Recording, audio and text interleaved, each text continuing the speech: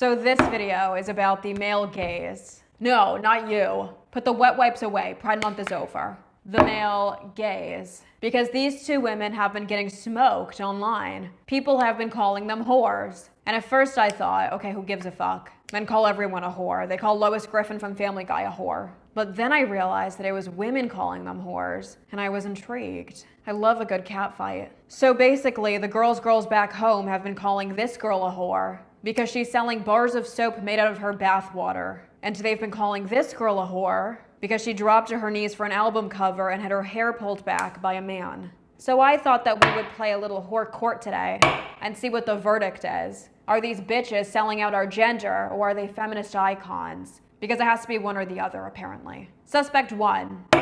So I actually haven't watched Euphoria yet. I've been too busy rewatching 9 seasons of Cake Boss. But every day I open Twitter, I am inundated with gifs of Sweeney jiggling on my timeline, get hundreds of millions of views and millions of bookmarks. Though apparently the bitch is broke. Every time I see an interview snippet from this woman, she's trauma dumping about having no money. Do you know how pissed I would be if 10 million boys were jacking their shit to me every night while I was straddling the poverty line in LA? I would sell more than bath water. I would sell baths with me. I am not taking out a fucking mortgage when I'm the reason your husband doesn't need Blue Chew anymore. So it's perfectly fine with Feminist Ethics for HBO to whore this girl out on Euphoria and make her fuck half the cast on camera. But the second she finally gets a sizable stake in her own sex appeal is where our spidey senses tinkle. Honestly, I think the reason this story pisses us off is not because of feminism, but because it poisons the dating pool. We could turn a blind eye to the guy with a pinup poster of a Playboy model. That's a passion project, we can fix him. But what you can't fix is a man who's bought bath water. That's a predator.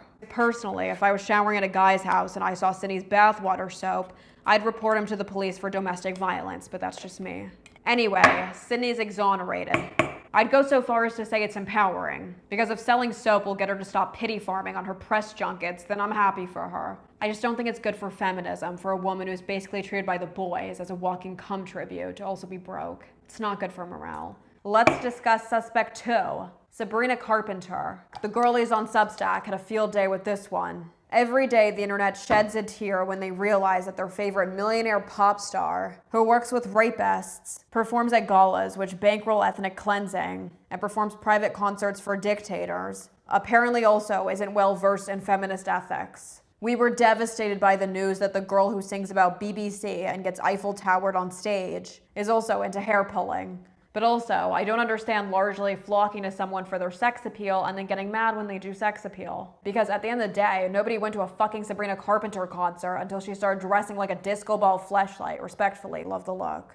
I mean, this girl put out 10 years of bangers, but nobody gave a fuck because she looked like a Free People campaign. I mean, she was probably one more flop away from selling bathwater, let's be honest. Oh, Sabrina's album cover is objectifying us. Your boyfriend is watching barely legal Asians get gangbanged on the hub. Go tweet about him. I would see it as a feminist win if the average guy's porn history was as mild as this. Are you serious? Sabrina's turning us into objects for men to abuse. I promise you that the boys at home who see us as subhuman cum dumpsters don't give a fuck what the covers of the music we listen to looks like. The girl who sings Espresso is just not going to be the deciding factor of whether or not they dehumanize us, I swear. I mean, not to get on the soapbox, but I am sick of these random bitches being scapegoated as the reason why some men don't see us as human beings. The gender that generates deepfake porn, does sex tourism, and fucks broke homeless women who don't speak English just don't care about whether we want to be objectified, I promise you. If anything, they prefer it when we don't. Well, anyway, I would consider Sabrina guilty